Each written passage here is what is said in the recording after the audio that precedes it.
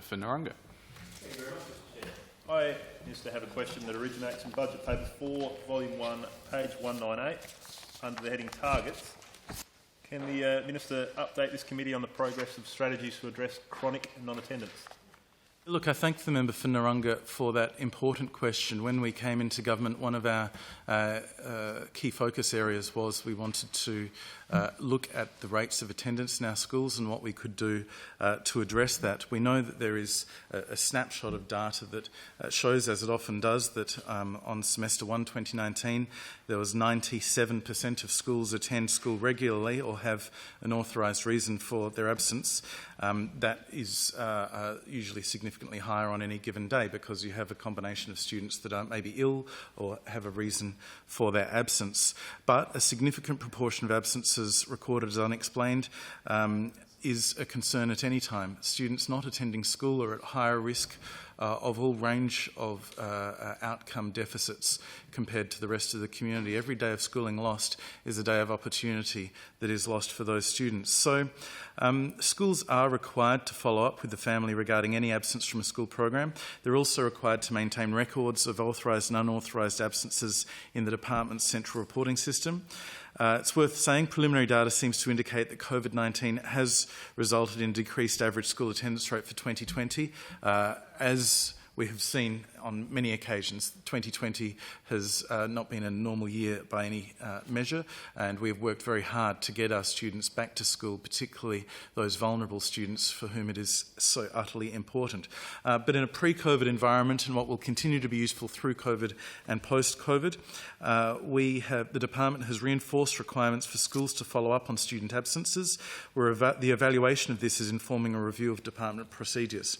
We've implemented a central social work duty line which takes consultations and referrals for students where there are attendance or more general wellbeing concerns across the state.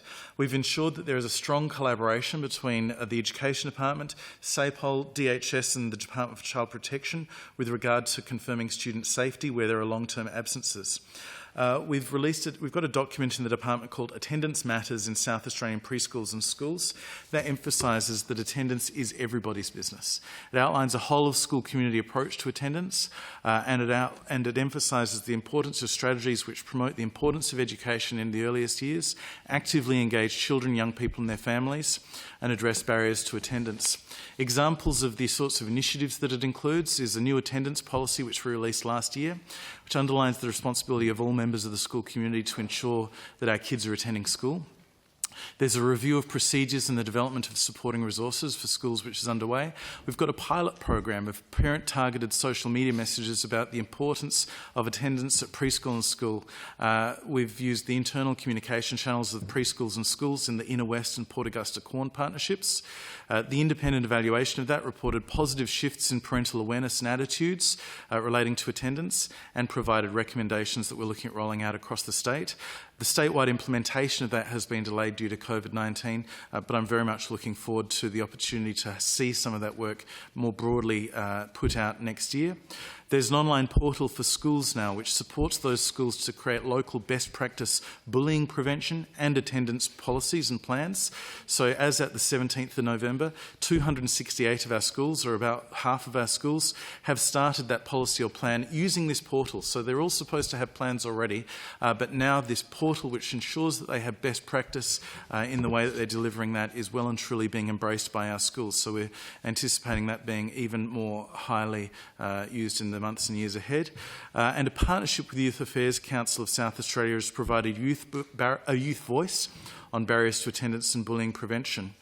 I want to briefly address an outcome of the Education Children's Services Act amendments, which I know that all members should be rightly proud of. And I thank the member for Port Adelaide for the work that was instigated when she was the Minister and which we grasped with both hands committed to during the election and have indeed now been able to enact with the support of the whole Parliament to amend the Education Children's Services Act to allow for education family conferencing. I think some people might be familiar with the concept of family group conferencing to ensure that it doesn't get confused with family group conferencing that takes place in other circumstances. Those that are taking place in relation to school attendance we're calling education family conferencing. It's an escalation pathway to address chronic non-attendance by supporting families to make decisions about the best way to support them to address the non-attendance of their child. A small pilot was conducted from December 2019 to May 2020 in partnership with the Department for Child Protection and the Courts Administration Authority. A formal evaluation of that pilot has showed really positive shifts in attendance and/or attendance-related behaviours in many of the children. Families indicated that the process created an environment where they felt more supported by education to address issues underpinning non-attendance. The conference provided a level of motivation and accountability for families to implement their plans and take action to improve attendance. So education family conferencing for chronic non-attendance will be made available statewide as another option in the suite of respondents to address chronic non-attendance from term 1 next year. And the model is considered unique in Australia. There's been interest from other states and New Zealand in its rollout. I also just want to reflect briefly, and again giving some credit to the former minister for another aspect of the program which we were very encouraging of when the former government announced, I think it was 2017, it might have been 2016, but I think it was 2017, that prosecution of children who hadn't engaged with the process, whose children were not attending, were considered truant, was undertaken. So there were 2 examples where that took place. It sent a strong message around South Australia, as we knew it would, as we encouraged the government from opposition to, and as the minister defended from some criticism, I'd say, from some on her side of politics, I would suggest at the time, for undertaking it.